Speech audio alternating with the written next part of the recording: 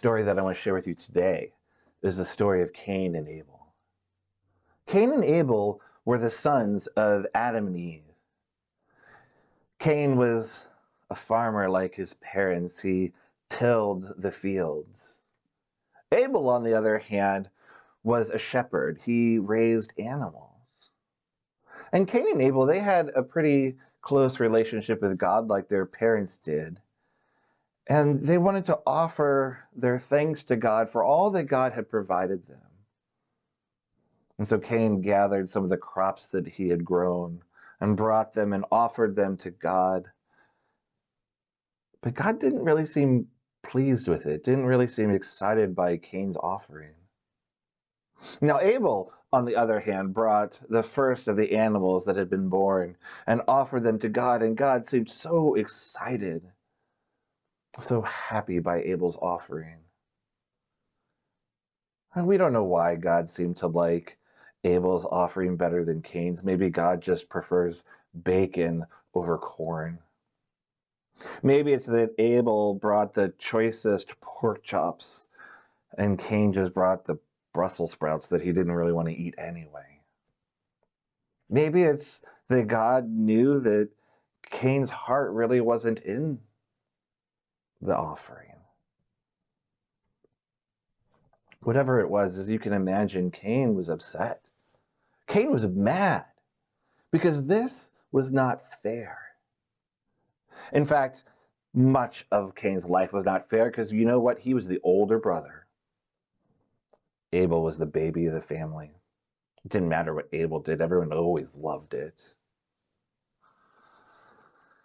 And God watched what was going on. God could see it on Cain's face. And so God pointed out that snake that was slithering up, that serpent of temptation that was sneaking up and was about to bite Cain the way that it had bitten his mother.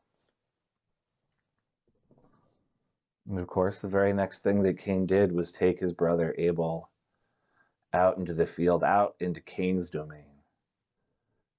And he rose up and he killed him. Cain murdered Abel in cold blood. A little while later, God was walking through the fields, and God saw Cain. God said, "Have you seen your brother Abel? I haven't seen him in a while." And Cain, still mad at God, still mad at his parents, still mad at himself, said, "I am not my brother's keeper."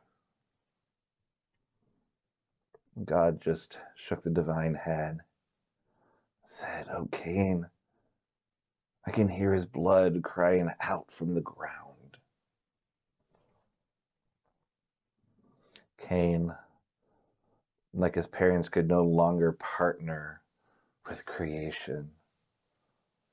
What had given him joy before, at least some joy before, was now aggravating. Whenever he would go out to the field, he could hear his brother's cries.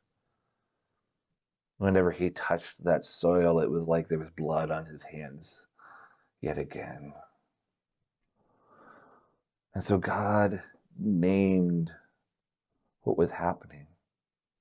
God told Cain, you're not going to be able to sit still anymore. You're going to be a wanderer your life. You're going to be a fugitive. And it's not because God was mad. It's because this is the consequence of murdering your brother. I mean, who was ever going to trust him and accept him?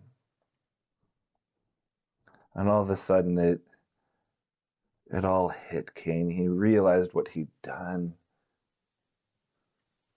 And he was so afraid. Didn't think he could live anymore. But do you know what his greatest fear was? Cain's greatest fear was that someone was going to kill him, that someone would do the very same thing that Cain himself had done.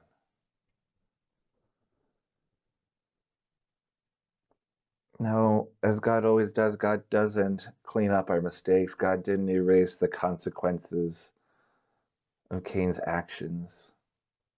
But God did make it possible for him to live. God placed a mark on Cain, a mark that would protect him so that he could live with other people, so that Cain could live with himself. God just seems to have this weakness for people. As we'll see in our story tomorrow of Noah and the ark, God is always protecting God's children.